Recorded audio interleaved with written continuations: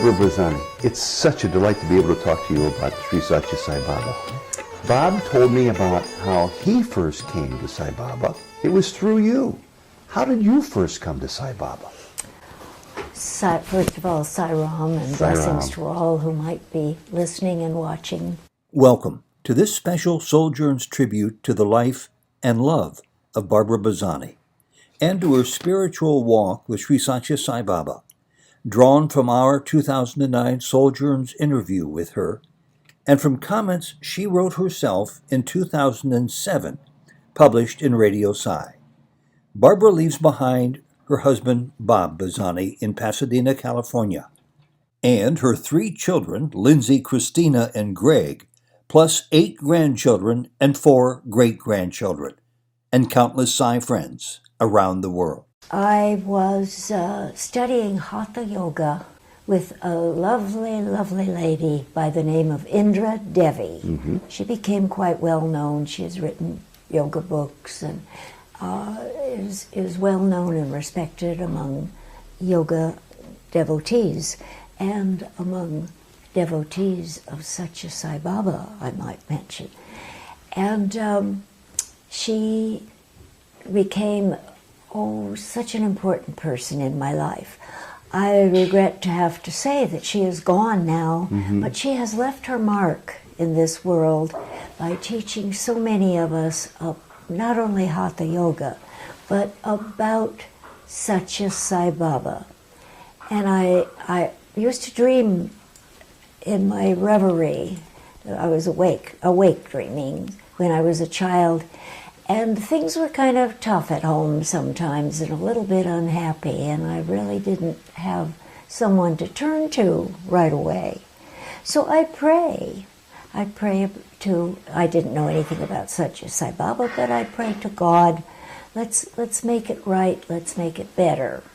And I didn't even know what it was that I needed to make better. But I was just a little girl at the time, and I knew things weren't going smoothly in my parents' household. And I had no brothers and sisters to turn to. So fortunately, I had the good sense to turn to God.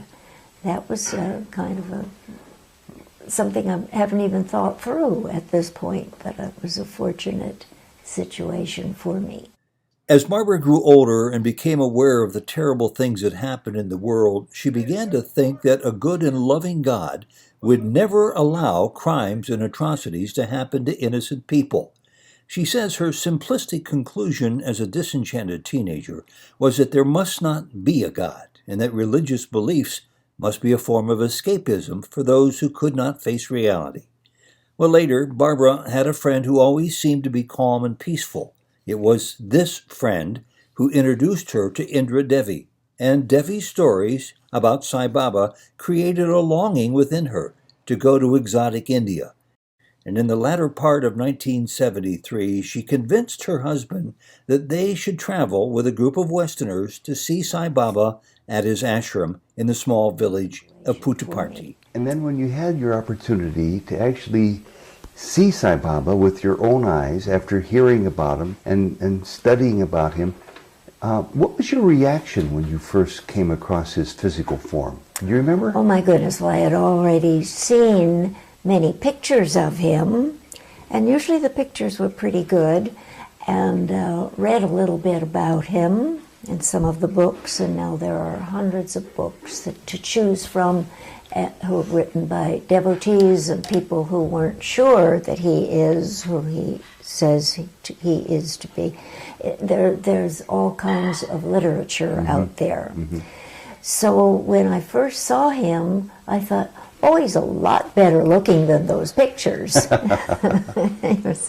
And to my way of thinking, he still is. He's, mm-hmm. I hate to say this about a man, but I think of him as being beautiful, mm-hmm.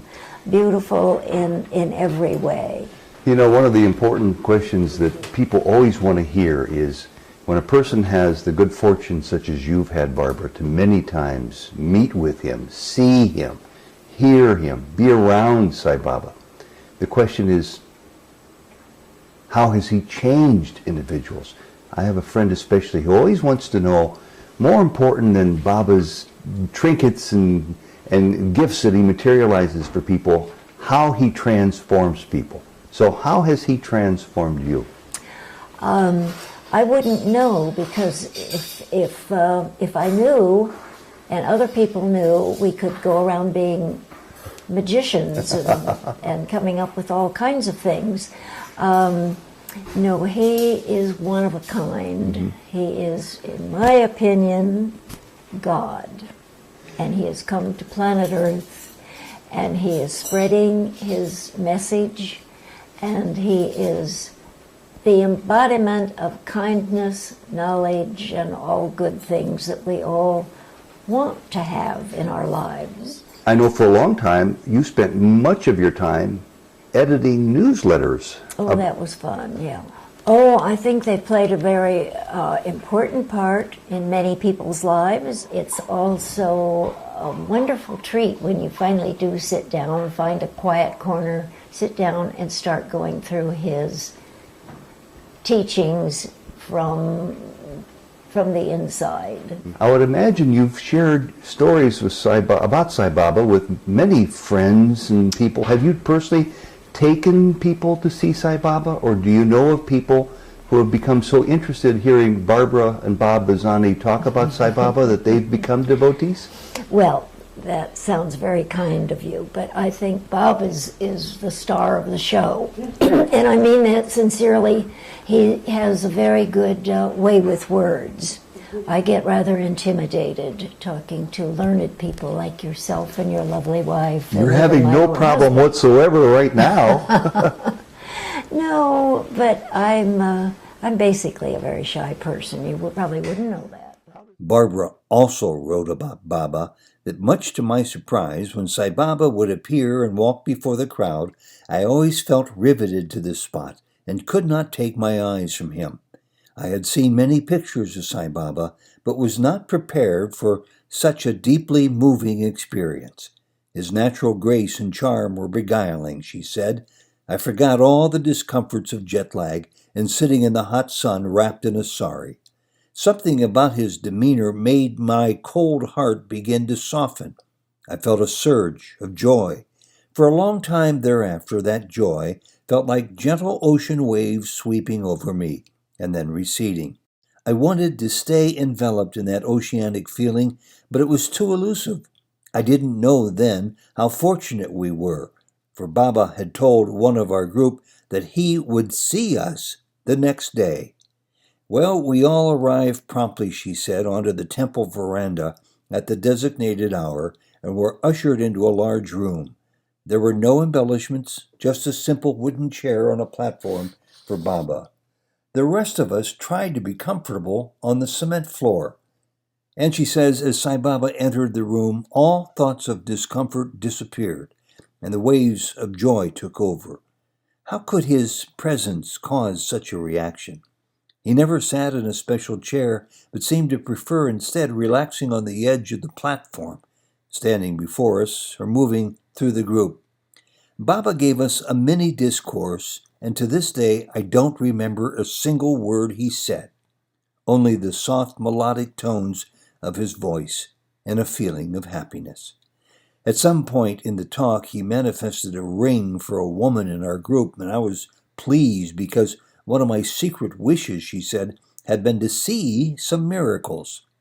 Indeed, she says, I saw it clearly as it appeared right under my nose.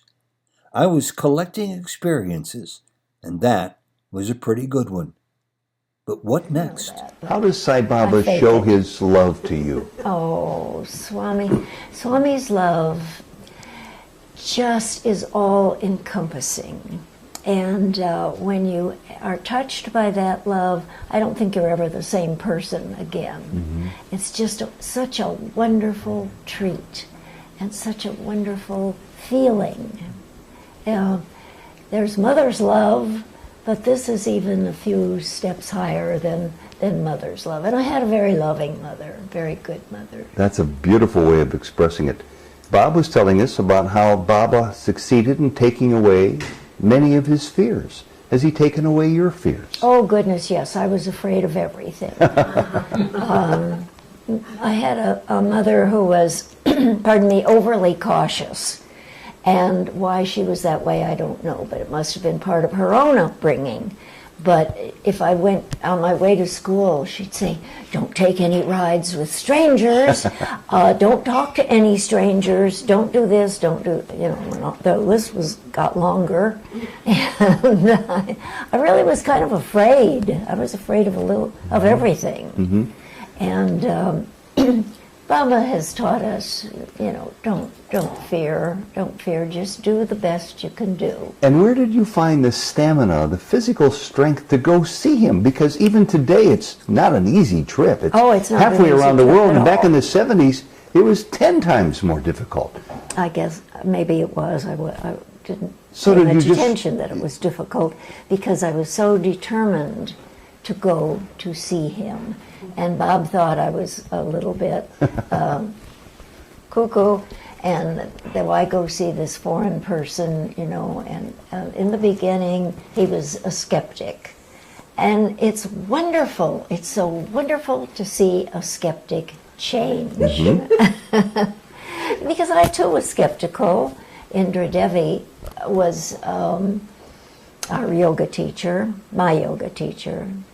And she had so many wonderful stories. I thought, if there is such a person on the face of the earth, I want to see this person. I want to see him.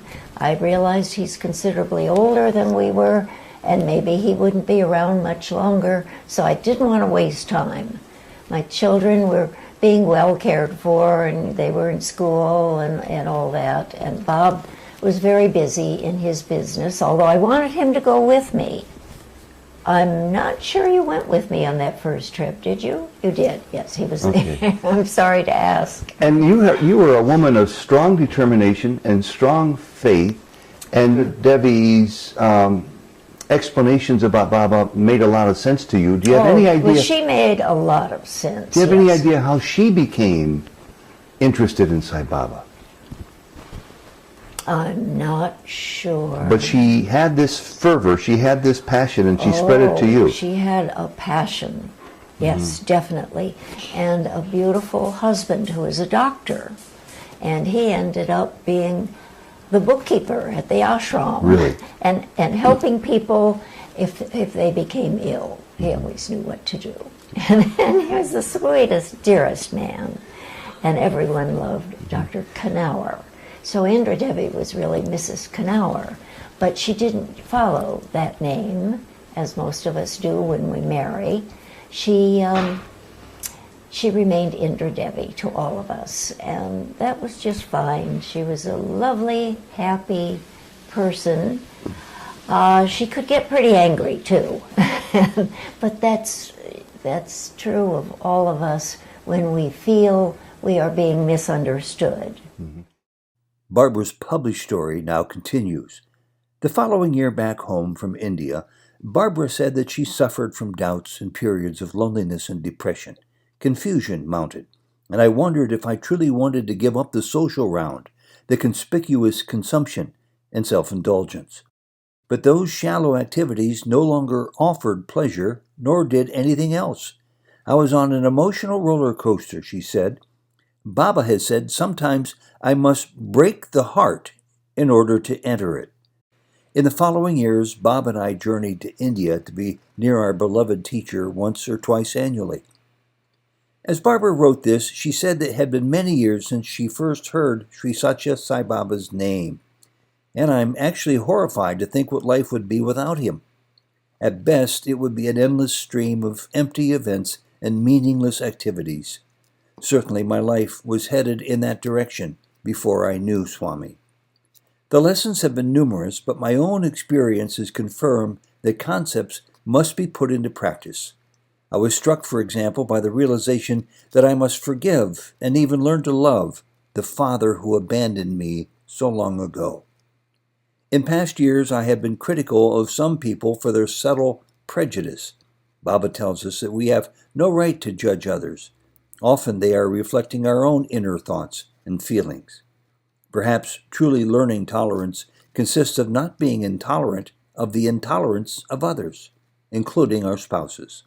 According to Baba, marriage provides an opportunity to eliminate the greatest human stumbling block. He has told us marriage is like sandpaper, rubbing away each other's ego. Indeed, I have learned more about the roles of husband and wife from our beloved Baba than anyone could learn from any marriage manual. Indeed, he is with each of us always and in all ways. To know him, all we need to do is to love God and seek his love in return. What better way, Barbara wrote, to spend the rest of this extraordinary journey. And Baba has taught you many lessons over the years. Can you tell us one important lesson, one memorable lesson that he taught you that you carry with you forever? Oh my goodness, not to be so critical. I was terribly critical. I had a mother who was somewhat critical, and I'm sure I was acting as she did. That's a great lesson. It's your mother, and she's supposed to know everything when you're a little kid. But she was critical of everyone, including herself, and that was unfortunate, that she never quite understood why I wanted to go to India. Who is that Satya Sai Baba? Why are you so interested? It took you several years to come to know that Sai Baba was God. What was that process like? Well, first of all, I had gone to Sunday school, and we only talked about God, who had no physical form, the formless God, and Jesus. And that seemed good enough. You know, I was satisfied with that, and those were all wonderful beings. And then to be told that God is on planet Earth, and we could even go see him, it was almost too good to be true. Mm-hmm. I mean, I couldn't believe that. And I really was a bit skeptical. Is he really God? Yeah. The last thing I want to ask is, for those people who are really new to Baba and they're still not sure, what would you say to them to help them understand the depths of your feelings for his love for everyone? I would tell them as closely as you can, follow the teachings of Satya Sai Baba. They're in many, many books. He's written many books. Many books have been written about him. If you can go there, that's even one step better. But that's a long and sometimes difficult journey for some people. So there are plenty of resources. There are resources and people, and we have open meetings that people can attend and hear about personal experiences that people have had. People who were very skeptical to begin with, people who didn't even believe there was a God alive on earth. And the final question for you is, what merit is there for somebody new to Sai Baba to simply talk to Sai Baba in their heart? Oh, it's the most divine experience on planet Earth. And we're so lucky to have him here on planet Earth. Barbara Bozzani, thank you very much. Thank you for asking me. Sairam. I think she's the star. That was beautiful. We'll I give thought you the you costume. didn't do too bad. You did wonderful.